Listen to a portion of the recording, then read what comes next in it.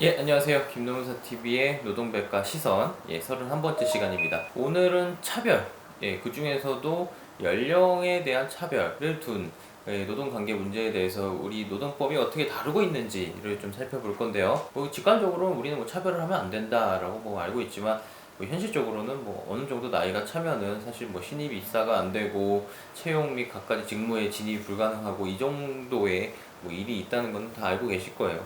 그러나 이제 우리는 원칙적으로 법상은 금지를 하고 있는 내용이다라는 것을 이제 말씀드리면서 시작해 보도록 하죠. 사례를 중심으로 일단 살펴보도록 하겠습니다. 이제 저 일을 하면서 연령 차별에 대해서 제가 실제로 다뤄본 적이 없었어요. 많지 않은 사건인데요. 먼저 이렇게 설명드리면은 공무원 시험 준비하시는 분들이 굉장히 많잖아요. 근데 예전에는 이게 제한이 돼 있었어요. 만 몇 세까지 이렇게 제한돼 있다 이게 풀렸어요. 그 계기는 2008년도에 고용상 연령차별금지법, 고용자 고용 촉진에 관한 법률이 생기면서 국가공무원법도 영향을 받았습니다. 과거에는 나이 제한을 두는 케이스가 많이 있었어요. 대표적으로 승무원 같은 경우에는 만 25세 이하 여성 이렇게 딱 제한을 두는 그런 경우가 많이 있었는데 지금은 명시적으로 그런 제한을 두고 있지 않아요. 만약에 그렇게 표시하면 불법이 됩니다. 자, 연령 차별을 금지한다. 우리 법으로 들어와 있죠 이미. 입법에 된 내용을 좀 소개시켜 주시면 됩니다.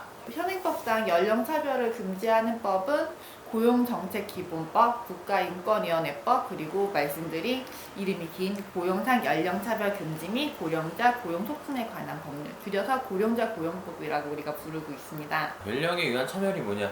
이게 참 시비가 많이 있을 수도 있는 문제예요. 사실 이제 일정한 연령이 반드시 해야 되는 직권, 직무도 있을 수도 있기 때문에 모든 걸 차별로 볼 수는 없을 거란 말이죠. 여기에 대해서 판단을 하는 기준 소개시켜 주시면 됩니다. 네, 연령 차별 같은 경우에도 다른 차별과 마찬가지예요. 크게 다르잖아요. 일단은 비교 대상 집단이 필요해요. 그럼 여기서 굉장히 조금 애매한 지점이 생기는데 다른 차별의 비교 대상과 달리 연령 차별은 연령이 계속 변화해요. 변한다는 점에서 비교 대상에서 약간 이렇게 조금 다른 점이 있고 어쨌든 간에 비교 대상 근로자는 필요합니다. 그리고 차별의 이제 내용에 대해서 좀 다른 점은 노동법에서 다른 차별을 다룰 때는 일단은 노동자가 됐을 때 특정 회사에 채용되었을 때부터 시작을 해요. 그런데 이제 연령 차별 같은 경우에는 채용 전에 고용을 하는 단계에서 연령을 차별하면은 이것도 이제 금지가 됩니다. 그리고 합리적 이유 없이 채용으로 연령을 차별할 때 그때는 500만 원 이하의 벌금이 부과되는 형사 범죄가 됩니다. 그 차별 내용에는 다른 차별과 마찬가지로 직접 차별과 간접 차별이 있어요. 직접 차별이라는 것은 말 그대로 아까 말씀드렸듯이 25세 이하, 공무원 나이 일정 연령 제한 이게 직접 차별이고 간접 차별은 외관상 그냥 중립적인 기준을 내세우는 것 같은데 막상 그 기준을 적용하고 보니까 일정 연령만 탈락한다거나 일정 연령만 붙는다는 거. 예를 들어서 10명 중 4명을 해고하기로 정하는데 그 기준을 모바일 게임을 해서 진 사람 4명을 해고 당하기로 하자. 그렇게 하게 되면은 젊은 사람만 남겠죠. 나이 많으신 분들, 모바일 게임 익숙하지 않은 분들은 자연스럽게 이제 탈락하게 되는 거고 그런 거 만약 간접 차별이라고 볼 수 있습니다. 그리고 가장 중요한 거 이러이러한 차별의 정당성이 결여돼야 돼요.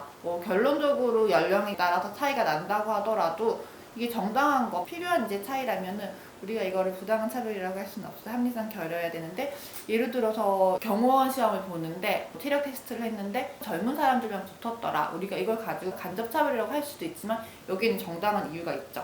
이런 거는 이거 불합리한 차별이라고 할 수 없고 또 이제 연기자를 뽑는데 특정 연령대가 필요하잖아요. 그 역할을 뽑으면서 직접적으로 청년, 어린이, 노인 이렇게 표시한다고 해서 부당한 차별이라고 할 수는 없습니다. 내가 이제 스스로 이렇게 한번 점검을 해보셨을 때 제가 차별을 받는 채용이다 아니면 차별을 받는 근로조건이다 이런 걸 판단을 했을 때 구제를 받아야 될 거 아니에요.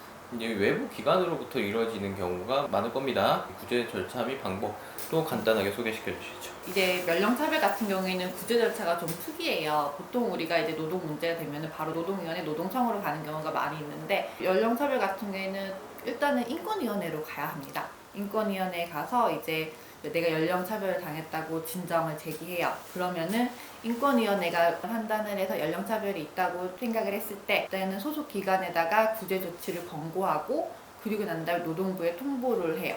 인권위원회가 공고를 했을 때 사업주가 이걸 이행할 수도 있고 이행하지 않을 수가 있잖아요. 그럴 경우에는 피해 근로자는 노동청에다가 신고를 하는데 내 연령 차별을 당했습니다라고 신고하는 게 아니라 사용자가 인권위원회의 구제 조처를 이행하지 않고 있습니다라고 신고를 하는 거예요.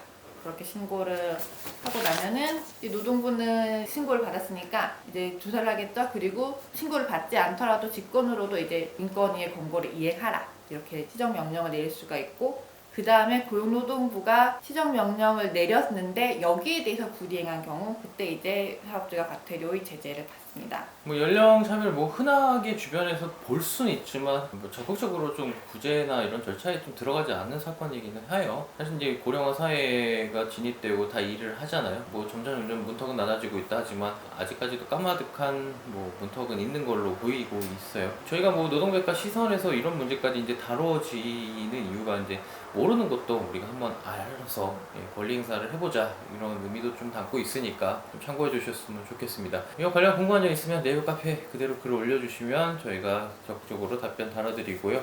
좋아요, 구독 부탁드립니다. 마치도록 하죠. 감사합니다. 감사합니다.